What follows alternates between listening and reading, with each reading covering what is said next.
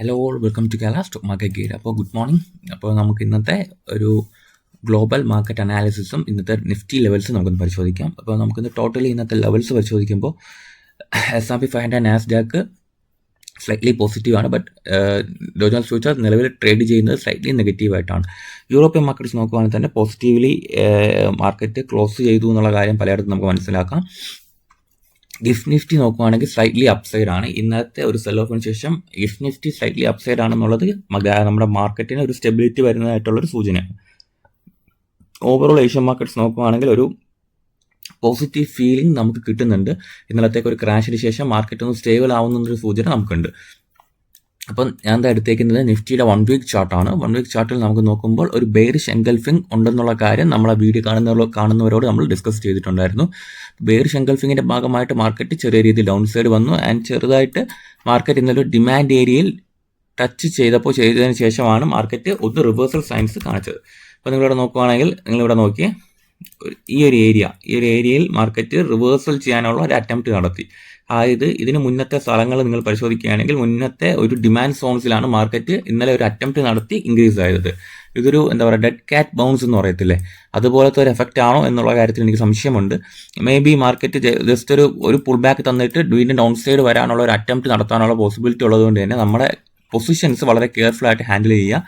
Market ഇപ്പോൾ സമീപിക്കുന്നത് ഒരു സെൽ ഓഫ് ഒരു സപ്ലൈ സോൺസിലേക്കാണ്. 25,900 എന്ന് പറയുന്നത് ഒരു സപ്ലൈ സോണാണ്. അപ്പോൾ മാർക്കറ്റ് ഈ ഒരു ഏരിയ ഫസ്റ്റ് കടന്ന് കിട്ടേണ്ടത് വളരെ ഇമ്പോർട്ടൻ്റ് ആണ്. ആ ഏരിയ കടന്ന് കിട്ടിയാൽ അടുത്ത് പോകുന്നത് 26,160 എന്ന് പറഞ്ഞാൽ ഈ റേഞ്ചിലേക്കാണ്. അപ്പോൾ ഈ രണ്ട് റേഞ്ചും മാർക്കറ്റ് വളരെ ഇമ്പോർട്ടൻ്റ് ആണ്. ഈ രണ്ട് റേഞ്ചും ബ്രേക്ക് ചെയ്താൽ മാർക്കറ്റ് കുറച്ച് ഈ ഏരിയ കൺസോളിഡേറ്റ് ചെയ്താൽ മേ ബി നമുക്ക് വീണ്ടും ഈ ഒരു സെൽ ഓഫ് അബ്സോർബ് ആയി കഴിഞ്ഞു എന്നുള്ള കാര്യം നമുക്ക് പറയാൻ കഴിയും. സോ ഒരു അപ്സൈഡ് കണ്ട ഉടനെ നമ്മൾ മാർക്കറ്റ് ബൗൺസ് ആയി എന്നുള്ള മൈൻഡ് സെറ്റിൽ നിൽക്കാതെ ഈ രണ്ട് ലെവൽസും ബ്രേക്ക് ആയി കഴിഞ്ഞിട്ട് മാത്രം മാർക്കറ്റിൽ കൂടുതൽ കാര്യങ്ങൾ നമ്മൾ ആലോചിക്കുന്നതായിരിക്കും ബെറ്റർ. ഓക്കെ, ഒന്നുകിൽ മേ ബി ഈ ഒരു സപ്ലൈ സോൺസിൽ നിന്ന് വീണ്ടും ഡൗൺ സൈഡ് വരാനുള്ള പോസിബിലിറ്റി ഉണ്ട്. സോ മാർക്കറ്റിൽ എപ്പോഴും ഈ രണ്ട് സോണും മാർക്കറ്റിൽ ബ്രേക്ക് ചെയ്ത് ഉറപ്പുവരുത്ത ശേഷം മാത്രം കൂടുതൽ ബൈങ് പൊസിഷനിലേക്ക് അല്ലെങ്കിൽ സ്വിംഗ് ട്രേഡിംഗ് പൊസിഷൻസിലേക്ക് നിങ്ങൾ നീങ്ങാവും. ഓക്കെ, അപ്പോൾ പ്ലെയിൻ വ്യൂ അതാണ്. അപ്പോൾ കൂടുതൽ കാര്യങ്ങൾ നമുക്ക് ലൈവ് മാർക്കറ്റിൽ ലെവൽസിനെ അപ്ഡേറ്റ് ചെയ്യുന്നതായിരിക്കും. അപ്പോൾ ഇന്നത്തെ സ്റ്റോക്സ് ഏതൊക്കെയാണ് വാച്ച് ചെയ്യേണ്ടത് എന്ന് ചോദിച്ചാൽ ന്യൂസ് ബേസ്ഡ് സ്റ്റോക്സ് ഒരുപാടുണ്ട്. ഇന്നത്തെ കുറച്ച് റിസൾട്ട് വന്നിട്ടുണ്ടായിരുന്നു. TCSലാണെങ്കിൽ പ്രോഫിറ്റ് ഫോൾ ഉണ്ടായിട്ടുണ്ട്. റവന്യൂവിൽ ചെറിയ ഗ്രോത്ത് ഉണ്ടായിട്ടുണ്ട് TCSൽ. ആൻഡ് HCL ടെക്കിലാണെങ്കിൽ തന്നെ ക്വാർട്ടർലി ഏർണിംഗ്സ് പുറത്ത് വന്നിട്ടുണ്ട്. അതിൻ്റെ പ്രോഫിറ്റ് റവന്യൂവും മീൻസ് രണ്ട് രീതിയിലാണ് പോയിരിക്കുന്നത്. പ്രോഫിറ്റിലാണെങ്കിൽ ചെറിയ ഡ്രോപ്പും റവന്യൂവിൽ ബട്ട് ചെറിയ ഇൻക്രീസും ഉണ്ടായിട്ടുണ്ട്.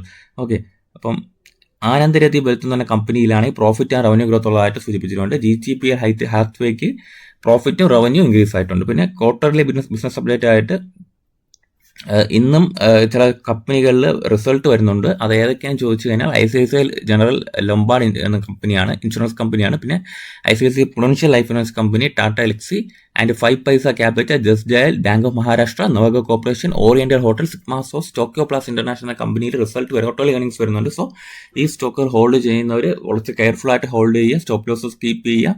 ആൻഡ് ഓൾസോ ഇന്ന് പുതിയ ട്രേഡ് എടുക്കാൻ ആഗ്രഹിക്കുന്നവരും ഈ റിസൾട്ടൊക്കെ ഒന്ന് ചെക്ക് ചെയ്ത ശേഷം മാത്രം ട്രേഡ്സ് ഒക്കെ ഒന്ന് ഇനിഷ്യേറ്റ് ചെയ്യാൻ ശ്രമിക്കുക. ഓക്കെ, ശേഷം കുറച്ച് ഓർഡർ ന്യൂസസ് ഉണ്ട്. അപ്പോൾ KP ഗ്രൂപ്പിന് ഒരു മെമ്മോറാൻഡം ഓഫ് അണ്ടർസ്റ്റാൻഡിംഗ് നടന്നിട്ടുണ്ട് വിത്ത് ഗവൺമെന്റ് ഓഫ് ഗുജറാത്ത്. മോസ്റ്റ്ലി 4,000 കോടി പ്രൊജക്ടിന്റെ റിന്യൂവബിൾ പ്രൊജക്റ്റിലാണ് KP ഗ്രീൻ ഒരു മെമ്മോറാൻഡം ഓഫ് അണ്ടർസ്റ്റാൻഡിംഗ് ചെയ്തിട്ടുള്ളത്. ഓക്കെ, അടുത്ത NLC ഇന്ത്യ ന്യൂസസ് സ്ലൈറ്റ്ലി വരുന്നുണ്ട്.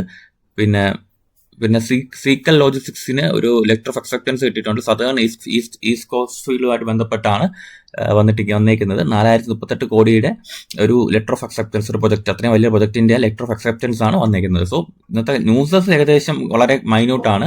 അപ്പം മാർക്കറ്റ് റിയാക്ട് ചെയ്യുന്നതനുസരിച്ച് നമുക്ക് ഇന്നത്തെ കുറച്ച് സ്റ്റോക്സിനെ കുറിച്ച് ഡിസ്കസ് ചെയ്യാം. ലൈവ് മാർക്കറ്റ് വരട്ടെ, മാർക്കറ്റ് ഒരു ഫസ്റ്റ് ഹാഫ് നല്ല രീതിയിൽ ട്രേഡ് ചെയ്യട്ടെ. ഈ സപ്ലൈ സോൺസ് അതിജീവിച്ചാൽ നമുക്ക് കൂടുതൽ സ്വിംഗ് ട്രേഡിംഗ് പൊസിഷൻസിനെ കുറിച്ച് സംസാരിക്കാം. ഓക്കെ, സോ ഞാൻ വരുന്ന ദിവസങ്ങളിൽ പുതിയ കണ്ടന്റുകളായിട്ട് വരുന്നതായിരിക്കും. Thank you.